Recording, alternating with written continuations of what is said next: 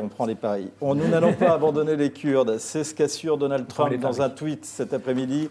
Nous continuons à les aider financièrement et en envoyant des armes. En revanche, ce que confirme le président américain, c'est le retrait des troupes des 5 bases américaines situées dans le Rojava, c'est-à-dire le Kurdistan syrien. Alors, il y a des coups de théâtre, il y a des volte-face. Ce qui est intéressant, c'est le débat qui est posé. D'un côté, on a un point de vue, notamment défendu par Donald Trump, qui dit qu'il faut que les guerres sans fin se terminent. C'est ce qu'il dit notamment dans le tweet que vous pouvez lire. Et d'un autre côté, on a une ministre des Armées en France qui s'inquiète. On écoute Florence parler. Le combat contre Daesh, c'est un combat de longue haleine. Il a besoin d'être mené sans faille. Donc je ne voudrais pas que les événements des dernières 24 heures, les annonces des dernières 24 heures, ne créent une diversion dangereuse. Vous partagez l'inquiétude de Florence Parly ou le pacifisme de Donald Trump? Est-ce que tu as... Écoutez, avant de venir, parce que je fais mon boulot, j'ai regardé la revue Foreign Affairs où il y a un article passionnant d'un certain Brett McGurk qui a été l'envoyé spécial d'Obama dans cette région. C'est lui qui était en charge de monter la coalition qui a permis aux forces démocratiques syriennes, 60 000 combattants, kurdes, mais pas seulement, de tenir, de virer Daesh, de mettre fin au califat.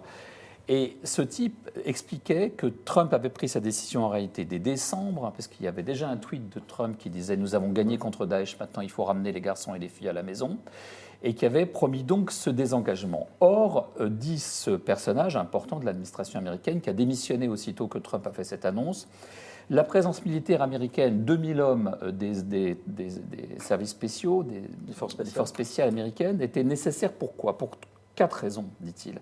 1, empêcher le retour de l'État islamique. Parce que n'oublions pas qu'il y a eu 40 000 personnes venues du monde entier qui sont venues débarquer, commettre des crimes contre l'humanité, créer un État islamique, une espèce de plaie au cœur du monde du Moyen-Orient. 2, il s'agissait aussi de tenir en lisière l'impérialisme iranien, dont les Iraniens ont mis la main sur l'Irak, c'est une calamité. Maintenant, ils sont arrivés jusqu'en Syrie et ils sont aux portes d'Israël. C'est-à-dire qu'on a vraiment une guerre pendante au Moyen-Orient parce que les Israéliens ne vont certainement pas laisser les milices iraniennes à proximité de leurs frontières. 3, il fallait contenir la Turquie. Or là, ce qu'on fait, c'est qu'on livre nos alliés kurdes aux Turcs. C'est un crime monstrueux. Enfin, c'est quelque chose... Quand on a utilisé des supplétifs, qu'on les a armés, qu'on leur a donné une mission qui était de détruire Daesh, et qu'ensuite on leur tire dans le dos en leur disant maintenant on vous livre à Erdogan, parce que c'est aussi notre allié dans l'Alliance Atlantique, et qu'entre un allié et vous, on a choisi celui-ci, alors que c'est une crapule, c'est pas seulement une erreur politique, c'est un crime moral. Quatrièmement, il fallait que les États-Unis et nous, parce que nous sommes dans le même bateau, on ait une carte dans les négociations sur la réorganisation de la Syrie face à la Russie. Là, les Américains sont en train de déchirer la carte qu'ils avaient, qui était effectivement les 2000 soldats qui entraînaient les 60 000 combattants des forces démocratiques. Et ce n'était pas rien, c'était un territoire très grand avec plusieurs millions d'habitants qui sont derrière l'Euphrate. Si on livre nos alliés kurdes à Erdogan, on aura commis un des pires crimes depuis les accords de Munich en 1938. Je suis scandalisé que Donald Trump, président des États-Unis, agisse avec une telle légèreté. Alors avec Trump, c'est toujours compliqué parce qu'en même temps, il vient de dire qu'il ne le faisait plus. Mais enfin, un jour, il dit qu'il le fait, un jour, qu'il ne le fait pas. On sent bien que c'est quand même son projet. Et c'est son projet parce que c'est son engagement électoral. Il a dit à ses électeurs, on va ramener les boys, ça maintenant, c'est fini, tout ça, ça ne sert à rien. De toute façon, on se prend raclée sur raclée, donc on rentre. Et c'est une honte, ce qu'on est en train de faire aux Kurdes. C'est ce qu'on...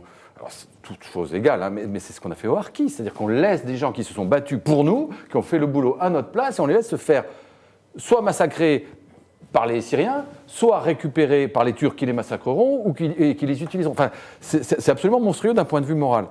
Il y a tous les inconvénients géopolitiques que vient de très bien dire Brice, et notamment le grand... En fait, on laisse cette zone à l'Iran d'un côté et à la Russie de l'autre. Bon, puis voilà, maintenant, il faut le dire, parce que c'est la même chose en Irak aussi. Et il y a un troisième problème, là, pour le coup, Brice n'a pas évoqué, ce sont les djihadistes. Aujourd'hui, ce sont les Kurdes qui détiennent plusieurs milliers, peut-être dizaines de milliers de djihadistes. On parle même jusqu'à 100 000. Donc ces gars-là sont retenus par les Kurdes parce que les Kurdes les ont battus, les ont fait prisonniers pour nous. Et leurs femmes. Et là, donc qu'est-ce qui va se passer? Si on lâche les Kurdes déjà vont plus surveiller les camps. Et donc les gars vont partir. Et de deux choses l'une, soit ils se repartent tout de suite dans la nature, soit les Turcs les récupèrent et vont s'en servir comme ils l'ont déjà fait, comme une arme contre nous. Et donc chaque fois qu'on dira à Erdogan qu'on veut pas ceci, qu'on veut pas cela, comme par hasard, hop, il y aura un contingent de djihadistes qui arrivera. Alors, la question, c'est si on dénonce ça, c'est qu'est-ce qu'on fait? Il y a une chose, les Kurdes disent aujourd'hui qu'ils vont se tourner vers Damas et vers la Russie. Christophe, il y a une question qu'on a posée.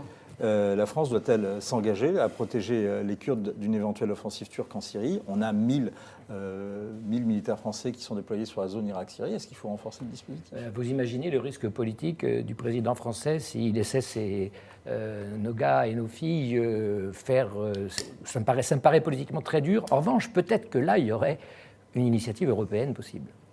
C'est-à-dire que tant qu'il est temps, c'est ce qu'elle veut dire, je suis tout à fait d'accord avec ce qui a été dit et par Brice et par Alexis, il faudrait véritablement peut-être se manifester très vite avec au moins une carte européenne, dans la mesure où on a des troupes, il n'y a pas que des troupes françaises d'ailleurs, il y a des troupes européennes en très petit nombre, mais qui sont quand même là.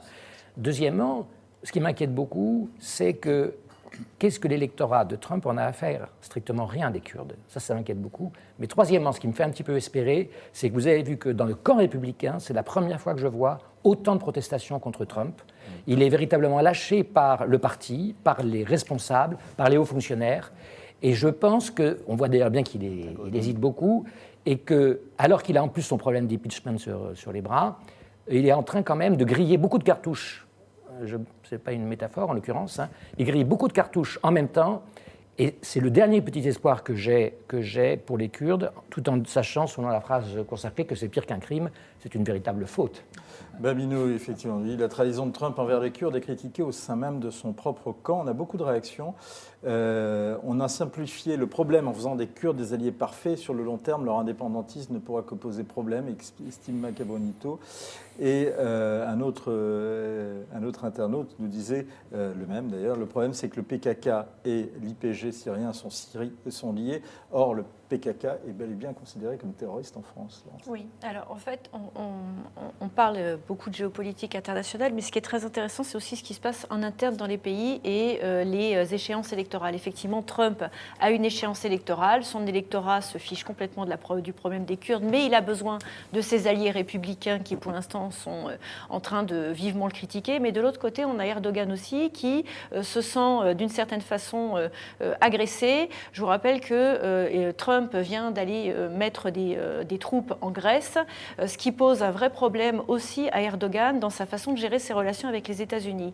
Et en l'occurrence, Erdogan, il semblerait qu'il ait déjà le feu vert de Moscou et de Téhéran pour pouvoir envahir la zone kurde. Et là, il peut décider aussi finalement de passer à l'action, même si Trump revient sur sa décision. Et moi, c'est ça qui m'inquiète le plus. C'est que Trump peut effectivement revenir et dire de façon électorale, je ne peux pas me permettre ce genre de choses, mais ça sera peut-être déjà trop tard parce que les provocations auront été trop loin. Parce que je rappelle qu'Erdogan, c'est quelqu'un qui rigole absolument pas. Vous croyez qu'il irait tirer sur les soldats américains? C'est impossible. Le problème, c'est que nous, Européens, on va avoir de grosses difficultés à négocier avec lui parce que lui, il a aussi une marge de négociation qui est de lâcher chez nous les millions de personnes qui sont dans ses camps et qu'il est censé retenir. Donc on n'est pas nécessairement en situation de force non plus pour négocier avec lui. Alors, donc c'est un problème effectivement qui est aussi bien de politique intérieure que de politique internationale et effectivement c'est une poudrière. Selon vous, la France doit-elle protéger les Kurdes de l'offensive turque en Syrie? Veut-elle ou peut-elle? C'est quoi la question? Comment? La question c'est veut-elle ou peut-elle? Là c'était doit-elle, donc effectivement doit-elle. Oui, elle doit. Là vous êtes 69% à nous dire oui, maintenant la question est de savoir comment. Mais enfin, ce que vous me disiez m'a fait remettre en mémoire ce que disait un des penseur géopolitique français qui est trop tôt disparu, qui s'appelait Christian Malice, qui dit « Les politiques étrangères sont souvent dictées par les considérations domestiques », c'est à dire dans les guerres du XXe